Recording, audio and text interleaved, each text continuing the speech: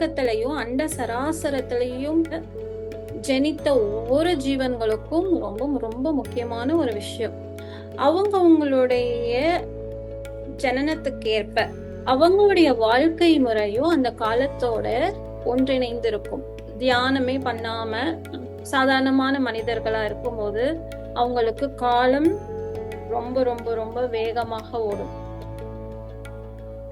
அதே போல ஒரு மனிதன் ஆன்மீகத்துல ஈடுபட்டு இருக்கும் போது காலம் அவங்களுக்கு மெதுவாக போகிற மாதிரியான ஒரு தன்மை ஏற்படும். இது ஆரம்பத்துல தியானத்துல ஈடுபடுறவங்களுக்கு அந்த அளவுக்கு புரிதல் வராது.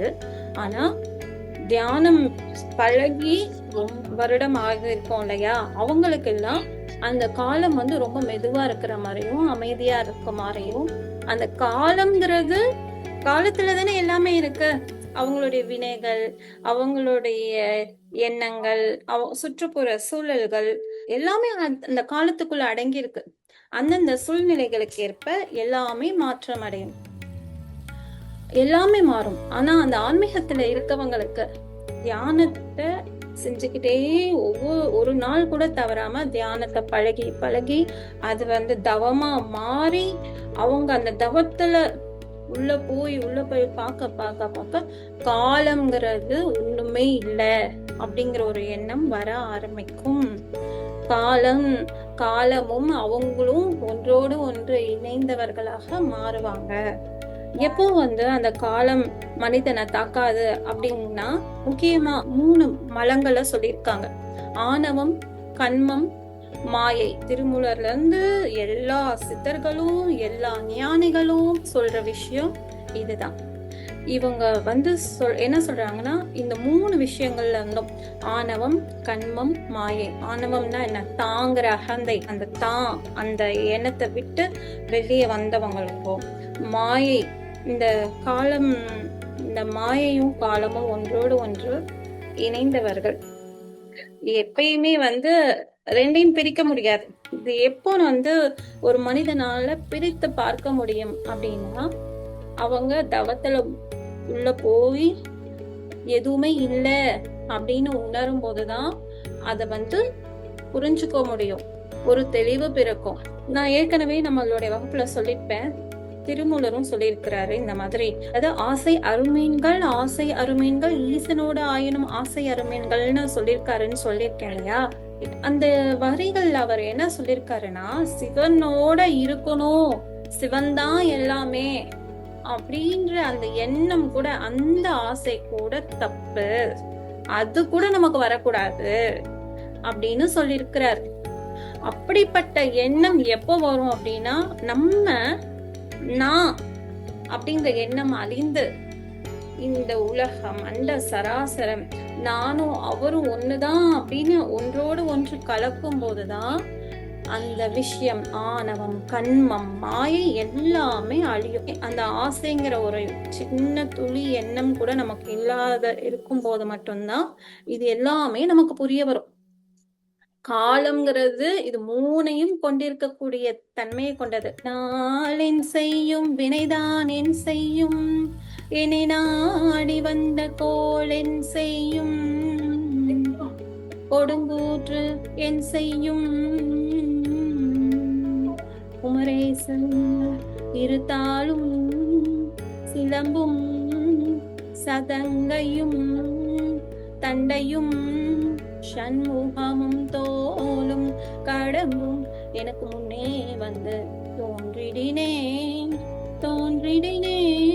தோன்றிடினேன். அப்படிப்பட்ட இறைவனோட நம்ம கலந்து இருக்கும் போது, அப்படிப்பட்ட இறைவனுடைய அனைத்து விஷயங்களும் நம்மளோட ஒன்றாகி இருக்கும் போது நமக்கு இந்த விஷயம் காலமோ நேரமோ எதுவுமே ஒண்ணும் செய்யாது. அதனாலதான் இந்த காலம்ங்கிற அந்த விஷயத்த கூட நம்ம கடந்து வரும்போது எந்த ஒரு விஷயமும் நம்மள பாதிக்காது. அதுக்கு ஒரே ஒருத்தங்க தான் நம்மள காப்பாற்ற முடியும், அது இறைவன் தான். ஆரம்பத்துல தவத்தையும் தியானத்தையும் செய்யறதுக்கு நமக்கு உதவியாக இருக்கிறவங்க இறைவன் மட்டும்தான். இறைவன் இல்லாம அதாவது நம்மளுடைய குரு இல்லாம, இறைவன் குரு நம்ம கிட்ட இருக்கணும். அவங்க இல்லாம நம்மளால எதையுமே செய்ய முடியாது. அப்படி இது எல்லாத்தையும் கடந்து வரும்போதுதான் நமக்கு என்ன ஏதுங்கிற உண்மை நிலை புரிய ஆரம்பிக்கும். காலத்தை கடந்து பல விஷயங்களை நோக்கி நம்மளால போக முடியும். இந்த உலகத்துக்குன்னு ஒரு காலம் இருக்கு, இந்த அண்ட சராசரத்துக்குன்னு ஒரு காலம் இருக்கு. அதையும் தாண்டி தாண்டி தாண்டி நிறைய விஷயங்கள் இருக்கு. அது எல்லாத்தையும் நம்ம கடந்து போகணும்னா நம்ம சின்ன விஷயம் ஆரம்பத்துல சின்ன சின்னதா தியானம் பண்ணணும். சின்ன சின்னதா தியானம் பண்ணி பண்ணி அப்புறம் முடியும். ரொம்ப நேரம் நம்மளால உட்கார முடியும்னா ரொம்ப நேரம் உட்காந்து பண்ணலாம். எவ்வளோ நேரம் நமக்கு கிடைக்குதோ அவ்வளோ நேரம் நம்மளால உட்காந்து பண்ணிட்டே இருக்கணும். நம்ம வாழ்க்கையில எதுக்கு நம்ம முக்கியத்துவம் தரோமோ இல்லையோ நமக்குள்ள போகிறதுக்கு முக்கியத்துவம் தந்தே ஆகணும். அப்பதான் ஒவ்வொரு செயலையும் செய்யறதுக்கு நமக்கு தெளிவு கிடைக்கும். தெளிவு கிடைக்கிறது மூலமா தான் நம்ம சரியான பாதையில போறோமா இல்லையான்னு நம்மளால புரிஞ்சுக்க முடியும். நான் செய்யறதுதான் சரி அப்படிங்கிற ஒரு எண்ணம் நமக்குள்ள எழவே இயலாது. அப்படி ஒரு எண்ணம் இறைவனே நம்மளை வழி நடத்தும் போது நமக்கு அந்த மாதிரியான எண்ணம் வரவே வராது. நம்மளுடைய செயல்ல தியானத்தின் வழி எப்ப பாரு நமக்குள்ள போயிட்டே இருக்கும்போது உட்கார்ந்த இடத்துல இருந்து அந்த சராசரத்தையும் பார்க்க முடியும்.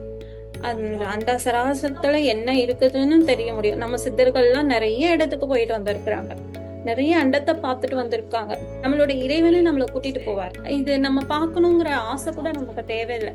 நமக்கு என்ன வேணும்னா எதுவும் இல்லாத ஏதுமற்ற ஒரு நிலையில இறைவனோட நம்ம ஒன்றிணைந்து இருந்தாலே அதுவே பெரிய விஷயம். அதனால எது மேலேயும் நம்ம ஆசைப்படாம இந்த காலம் ஒவ்வொரு நாளும் ஒவ்வொரு நிமிடமும் நம்ம இதை செய்யணும் அதை செய்யணும் இப்படி பண்ணணும் அப்படி பண்ணணும்னு நம்ம யோசிச்சுக்கிட்டே இல்லாம எப்ப பாரு அமைதியா மன ஓட்டத்தை கூட கட்டுப்படுத்தி அந்த மனதுல எந்த எண்ணமும் இல்லாம ஒரு மன நிறைவோட சாந்தத்தோட நம்ம இருக்கும்போது எல்லாத்தையும் உணர முடியும். காலம் கடந்த அத்தனை விஷயத்தையும் நம்மளால புரிஞ்சுக்க முடியும். அப்போ காலம் நம்மள டிஸ்டர்ப் பண்ணாது.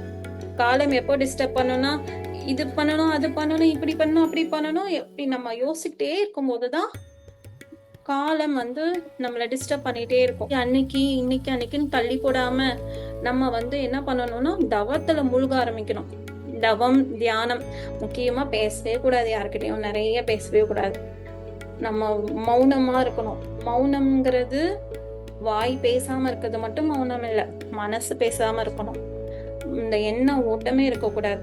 எல்லா ஓட்டத்தையும் நிறுத்தணும். அந்த ஓட்டத்தை நிறுத்தும் போதுதான் ஒரு விஷயம் நடக்கும், புரிதல் வரும், தெளிவு வரும். வணக்கம். ஓம் நம சிவாய. நான் முருகன் அடிமை நடத்துகிற வகுப்பை பற்றி பேச வந்திருக்கேன். அந்த வகுப்பில் பயன்பெற பயனாளி, இந்த வகுப்பில் இருக்க எல்லாரும் பார்த்தீங்கன்னா முருக பக்தர்கள் தான். முருகனை அனுதினமும் நினச்சி பூஜை பண்ணிட்டு இருக்கவங்க தான். அவங்களால மட்டும்தான் இந்த வகுப்பில் சேரவும் முடியும், இது உண்மை. அப்படி தினமும் பண்ணிட்டு இருக்கவங்களே ஏன் இந்த வகுப்பில் சேரணும் அப்படின்னா, நம்மளோட கர்ம வினை அகலறதுக்கும் உடல் பிணி மனப்பிணி இதையெல்லாம் களையவும், நம்ம இன்னும் முருகனோட அருகாமையை தரிசிக்கவும், நம்மளுக்கு ஒரு மன நிம்மதி கிடைக்கவும், மன அமைதி கிடைக்கும், சாந்தம் பொறுமை கருணை இது எல்லாமே கிடைக்கும். இதெல்லாம் நம்மக்கிட்ட இல்லையான்னு நமக்கு கேட்பீங்க. இது எல்லாமே நம்மக்கிட்ட இருக்குது. இதனோட பர்சன்டேஜஸ் அதிகமாகும். இந்த அதிகத்தன்மை என்ன ஆகுதுன்னா, நம்ம இன்னும் முருகனோட அருகாமையை தினசரி அனுபவிப்போம். அது இல்லாமல் மெடிடேஷன்னால நல்ல ஒரு பலன் இருக்குது. இங்கே வகுப்பில் பயன் பெற்றுட்ருக்க எல்லா பயனாளிகளும் தினசரி ஒரு அனுபவம் கிடைக்குது. அந்த அனுபவங்களை எல்லாம் நினைக்கும் போது ரொம்ப சந்தோஷமாகவும் இருக்குது. ஏன்னா ரொம்ப சீக்கிரத்திலேயே ஒரு மாதத்துலேயே எல்லாருக்குமே நல்ல அனுபவங்கள் கிடைக்குது. அது இல்லாமல் தினம் நம்ம இந்த மெடிடேஷன் பண்ணும் போதும் தினம் சாமியை கும்பிடும் போதும் நம்மளுக்கு இருக்கிற வில் பவர் இன்னும் அதிகமாகிக்கிட்டே இருக்கிறது. இதனால் நம்ம எல்லாருமே நிறைய நல்லது செய்ய முடியும், நல்ல முறையில் பூஜை பண்ண முடியும், யாருக்கும் எந்த தீங்கும் செய்யாத ஒரு மனநிலை இருக்கும், எப்பொழுதும் ஒரு தெளிவான பார்வை இருக்கும், எல்லாத்தையும் சமமாக பார்க்க தெரிய வரும். இந்த மனசில் இருக்க பொறாமை ஈகோ இது எல்லாத்தையும் தூக்கி போட்டுட்டு நம்ம முருகன் மேலே கான்சன்ட்ரேஷன் பண்ணுற எண்ணம் நமக்கு இன்னும் அதிகமாகும். எங்களுக்கு எல்லாருக்கும் வந்துருச்சா அப்படின்னு கேட்டால் அப்படி நான் முழுசாக சொல்ல விரும்பல. ஆனால் இதனோட பயன்பெற எல்லா பயனாளிகளும் சிறப்பான முறையில் அந்த பயனை அடைஞ்சிக்கிட்டே வந்துட்டே இருக்கும் அப்படிங்கிறத நான் தெரிவிக்கிறேன். இந்த வகுப்பை நடத்துகிற முருகன் அடிமைக்கு ரொம்ப நன்றி.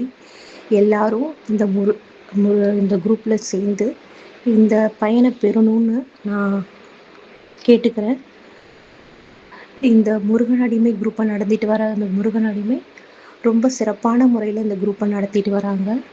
அந்த மெடிடேஷன் சொல்லி கொடுக்கறதுலையும் அந்த பொறுமையும் அந்த மந்திரம் சொல்கிற விதமும் ரொம்பவும் நல்லா இருக்குது. எல்லாரும் இதில் சேர்ந்து பயன்பெறணும்னு கேட்டுக்கிறேன். வெற்றிவேல் முருகனுக்கு ஹரோஹரோஹரா.